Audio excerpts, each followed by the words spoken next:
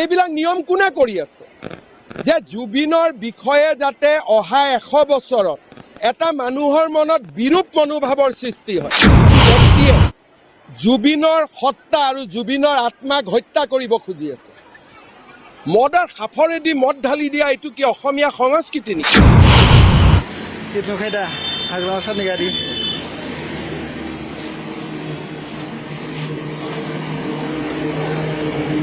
उनिसिम video लाबोदों बे भिडिअनि सायाव आं नोंथांनो शेयार खालामनो नागिरदों जायफ्रा आंनि जेके मोसाहारि चेनेल गोदान अन्नानै चेनेलखौ साबस्क्राइब खालामनानै लाबानो जाबाय जाहाथे नोंनाव सिगांसिन थांनानै आंनि भिडिअ आपल'ड खालामनाया नोंथाङा नुयो जे जुबिननि सायाव आसामनि सीएम हेमेन्ट बिश्व शर्मा सारा खोथा बेखेवदों मा बुंदों जुबिना सासे जौ लोंग्रा मानसि बियो जौजोंनो गफबग्रा बेबायदि खोथा बुंदों आरोखि नाथाय जुबिना माबायदि मानसि जुबिननि सायाव गोबां खोथा बेखेवदों एबा सिङाव माबा मोनसे परिकल्पना दं नामा बा कंग्रेसजों सिङाव मोनसे बेबायदिनो विकल्प सिङाव बेबायदिनो नांलाय खमलाय एबा सीएम जे गौरब गगৈ जे नेक्स्ट फैनो थाखाय आसामनि सीएम जागोननि खोथा बेनि सायावबो बुंदों दा दावरावखौ सोर खालामो दा कंग्रेसनि माखासे नेतामोन एबा माने गौरब गगैमोन बेबायदि गोबां बिभिन्न बेबायदि खोथा बुंलांदों दा मेन टपिकआव थांनायनि सिगां आं नोंथांमोननो शेयार खालामनो नागिरदों दे हाग्रामा सारा मोनसे गोदान कार लाबाय बे कारनि सायाव गोबां आलौनाय दं जायफ्रा लायो गारि लायो बा सोरबाया मोजां खामानि मावबा बेयाव सोरबाया आलौनाया थाखायो जे आलौदों फानलु थफा बा माबा बानलु फिसानि बेबायदि मोनसे गोबां मानसिफ्रा गोसा आलौथारदों आरोखि दा जिखुनु जाया रायजोफोर नोंथांमोना भिडिअखौ नायलांबाय অসমীয়া জাতিয়ে কি মদেলি পূজা কৰিব নেকি এইবিলাক নিয়ম কোনে কৰি আছে যে জুবিনৰ বিষয়ে যাতে অহা 100 বছৰত এটা মানুহৰ মনত বিৰূপ মনোভাৱৰ সৃষ্টি হয় 100 বছৰ পিছত নৱপ্ৰজন্মই জুবিনক কেনেকৈ চিনিব জুবিনৰ গানেৰে নহয় যেন জুবিন এজন মদ ভাল পোৱা ব্যক্তি আছিল জুবিনৰ গানেদি আমি জুবিনক স্মৰণ কৰিম জুবিনৰ সমাধিত খাফৰেৰে মদ ঢালি নহয় আজি যোৱা 1 মাহত যোনে যি পাৰে তাকে কৰি আছে ভাবিছে সকলো নীৰৱ হৈ যাব আমাৰ নীৰৱতা এমাহৰ নীৰৱতা আছিল এতিয়া ঢালকচোন কোনবাই অহাকালিৰ পৰা মই জুবিনক কেতিয়াও মদৰ লগত পৰিচিত ব্যক্তি বুলি জানিব নিদিও জুবিনক মই মায়াবিনী হুৰ হুৰাই দিয়া গানেৰে সমৃদ্ধ এজন জাতীয় বীৰ হিচাপে জানাৰ বাবে আমি কাম কৰো এইবিলাক কি চলি আছে এইবিলাক কি চলি আছে কোনে চলাই আছে অখিল গগৈয়ে পালপাতি মানুহ পঠিয়ায় কংগ্ৰেছে পালপাতি মানুহ পঠায় প্ৰচেষ্টা হ'ল যে জুবিনক এজন যেন তেওঁ মদৰ বাবে মদক বাদ দি একোৱেই নাজানিছিল তেনেকুৱা ব্যক্তি হিচাপে প্ৰতিষ্ঠা কৰা এইটো ভুল নকৰিব জুবিনে মদ নাখাইছিল খাইছিল যদিও কিবা দুখত খাব এইটো কোনেও এনেকুৱা ধাৰণা নিদিব যে জুবিনে 24 ঘণ্টাই মদ খাই আছিল ভুল কথা হৈ আছে জুবিনক অপমান কৰি থকা হৈছে জুবিনক ন্যায় দিয়াৰ নামত এছাম ব্যক্তিয়ে জুবিনৰ হত্যা আৰু জুবিনৰ আত্মাক হত্যা কৰিব খুজি আছে মদৰ সাফৰেদি মদ ঢালি দিয়া এইটো কি অসমীয়া সংস্কৃতি নেকি এইবিলাকৰ এইটোতো কোনো সংস্কৃতি হ'ব নোৱাৰে সাধাৰ টেমা দিয়া এইটো কি সংস্কৃতি নেকি সি ভাল পাইছিল আমি জুইৰ লগত ঘৰৰ মানুহে তাক উৎসৰ্গা কৰি দিলে অগ্নিত তাক দি দিলে অগ্নিয়ে তাৰ কাপোৰযোৰ লৈ ল'লে অগ্নিয়ে তাৰ শৰীৰ লৈ ল'লে অগ্নিয়ে জাক ল'ব লাগে ঘৰৰ মানুহে চিন্তা কৰিছিল দিলে প্ৰজ্বলিত হৈ গুচি গ'ল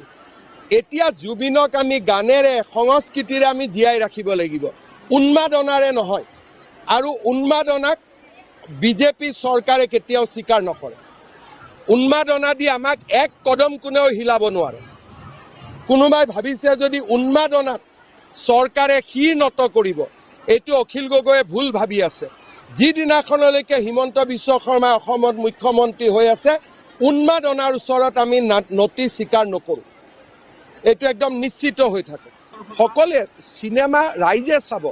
চৰকাৰে কৰিব নালাগে আপোনালোকে কৰিব আমি কৰিম ব্যক্তিগত হিচাপে মই চাম আপুনি চাব জুবিনক চৰকাৰী ব্যক্তি নবনাব জুবিনক ৰাইজৰ ব্যক্তি কৰি ৰাখক हाग्रामा सारनि गारिया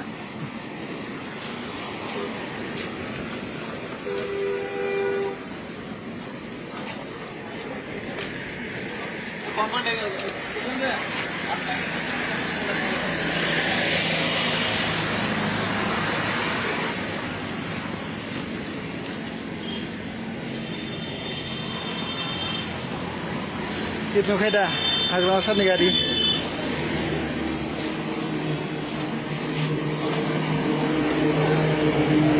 Kak.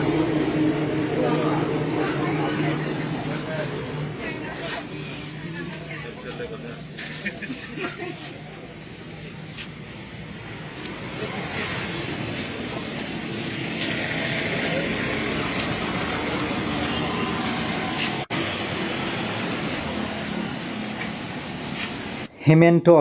मामाया गोबां खोथाजों बुंलांबाय ना उखिल गगैमोन बायदि गाव मोनसे बेरेखा खोथा बुंग्रा बा सोरबा रायजो राजाखौ बिजेपिखौ जे सरकारनिफ्राय बोख्लायनो सानग्रा बेयाव मोनसे जाय बेयाव मिथिङाव ओंखारो बबेबा कंग्रेसनि मानसि बा गौरब गगैमोन बेबायदि खोथा गोबां बुंलांबाय नाथाय बिनि सायाव सिङाव मा रहस्य हाबनानै दं दा फैगोन जे एमएलए इलेक्शन बे एमएलए इलेक्शननि थाखाय गोबां नारा नाथा दानिफ्रायनो नांलायगासिनो दङ दा आसामाव सोरखौ सीएम महरै लाबोगोन नोंथांमोना बेखौ फोरमायहरबानो जाबाय दा गौरब गगैखौ ना हेमेन्ट मामानिखौनो नेक्स्ट सीएमनि थाखाय सायख'गोन आङो बाव गोबां खोथाजों आं बेखेवनो सानाखै ना नोंथांमोना फोरमायहरबानो जाबाय आं नैबेखौसो बुंनो नागिरदों जे हाग्रामा सारा गोदान कार गारि लाबाय बे गारिनि सायाव गोबां मानसिफ्रा बिभिन्न खोथाजों बुंलांदों बियो सरकाराव फैनायानो बांद्राय गोबाव जायाखै नै दिनैनो बा समफोरनो बांद्राय गोबाव सप्तानै उनावनो बियो गारि गोदान कार लाबाय जे मानसिफोरनि गोसोआव बियो साननो हागौ जे रायजो राजानि थाखाय डेभेलपिंनि खामानि माव गासो बेबायदिनो गंसे क्ररनि गारि लाबाय अब्ला रायजो राजाफोरनि सायाव मा खामानि मावगोन मा फोथायजाथाव बायदि बिटिसिनि चिफ बेफोरबायदि साननांगौ जे हाग्रामा सारनि थाखाय गोबां समनिफ्रायनो बे सरकाराव फैयोबा गिफ्ट होनायनि बेबायदि मोनसे सोरबाया होनाय जानो हागौ बेखौ बुजिया जानो हागौ बा सोरबाया जेनेबा मोनसे मोजां मार्कजों बियो एग्जामाव पास जाबाय बा सोरबा बिगथैया बा सोरबा बिमाया जे नों बेबायदि पास जायोब्ला आं नोंनो थाखाय मोनसे गिफ्ट होगोन बेफोरबायदि दा बे गिफ्ट होनायनि सायावनो गोदान गारि लानाय हाग्रामा सारा गोदान गारि लानायनि सायाव गोबां मानसिफ्रा गोबां बिभिन्न बेरेखा हानजानिफ्रा आलौदों ना आलौखांदों बिखा सिङाव आलौखांदों दा रायजो राजानि खामानि मावनो मथे दा सरकार दानायानो 1 मासानो जायाखै सप्तानैल' जादों दा बिनि सायाव गोबां मानसिफ्रा सानदों ना बियो गावनि थाखायसो डेभेलपिं खालामनोल' ना रायजो राजानि थाखायसो डेभेलपिं खालामगोन बेबायदि कुइसन जानानै फैदों दा हाग्रामा सारा जेब्ला सरकाराव फैयोब्ला बेनो गिफ्ट होगोन बा गिफ्ट होदों बेखौ मानो सानाखै गाज्रि नोजोरजोंल' सानबाय थानानै बेरेखा खोथा बाथ्राल' बुंबाय थानानै बबेबा मोनसे पस्टल' बेबायदि बुंनानैथ' जानाय नङाना बेखौ मोनसे सिङाव बिजिरनांगोन एबा बियो सोर हरदों हराखै बेखौ नायनांगोन सरकारखौनो दाबो सालायजेनाखै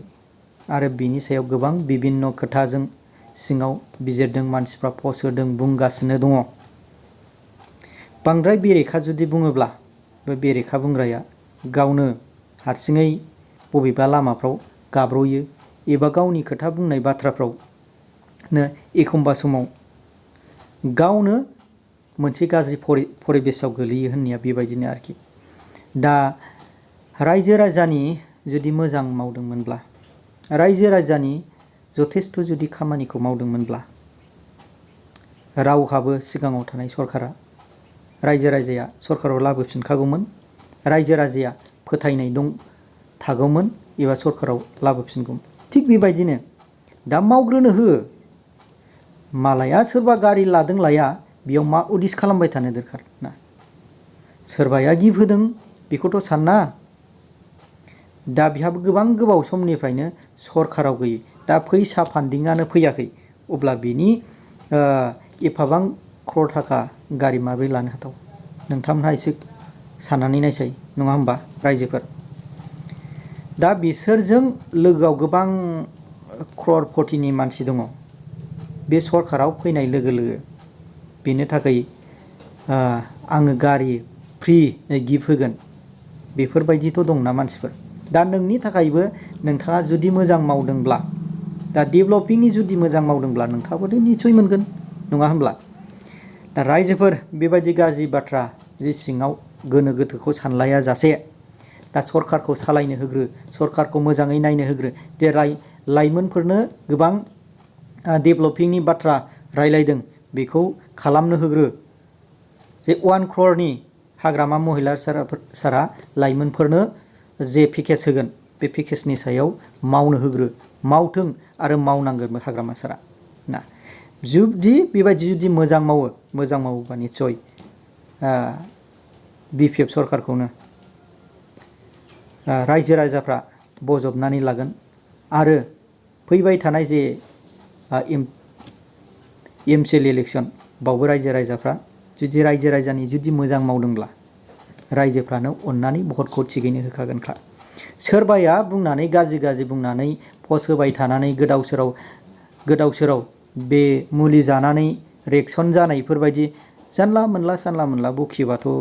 बेयाव रावबो रायजोफ्रानो भट होनाय नङा। रायजोफ्रा आजिखालि बे गाव गावनि माइन्डआव साननाय दंखासै, सोरबायदिनो होयोब्ला जोंनि मोजां खामानि मावगोन, रायजो राजानि डेभेलपिंखौ सोर लाबोगोन बेखौ साननाय दंखासै। बबेबा मोनसे ससियेल मिडियानि गेजेरजों थाव रायलायबाय थानानै बुंबाय थानानैल' पार्टिखौ स्ट्रं एबा माबायाव खौसेथियाव एबा पार्टिखौ देरहाहोनानै लाबोनो हाया। रायजोफोरनाव अट'मेटिक रायजोफ्रा सोरनो भट होनांगौ होनाङा बेखौ रायजोफोरनाव दंखाजोबो ना। आङो बांद्राय गोबां खोथाजों बुंनो सानाखै रायजोफोर नोंथांमोना जे माखासे फैबाय थानाय इलेक्सन जे CM हेमेन्ट मामिया मा खोथा बुंदों बेनि सायाव नोंथांमोना फोरमायहरदो। आरो फैबाय थानाय जे MLA इलेक्सनाव जोंनि BTC हिसाबै BTCआव जे मामाया जे गावसोर नांलाया आसामाव बेखौ बुंनो सानला। जोंनि थाखाय दिनै पेकेजआ जोङो जुदि BJPजों सरकार दानांगौ बेखौ जोंहा MLA सिटखौ आसामाव मोनहैनो थाखाय मोनबाखि 6टा बा 7टा बेखौ मोनोब्ला मोजां जागोन होननानै सानो ना। रायजोफोर नोंथांमोना आंनि चेनेलाव गोदानबा साबस्क्राइब खालामदो आरो कमेन्टनि गेजेरजों फोरमायहरबानो जाबाय।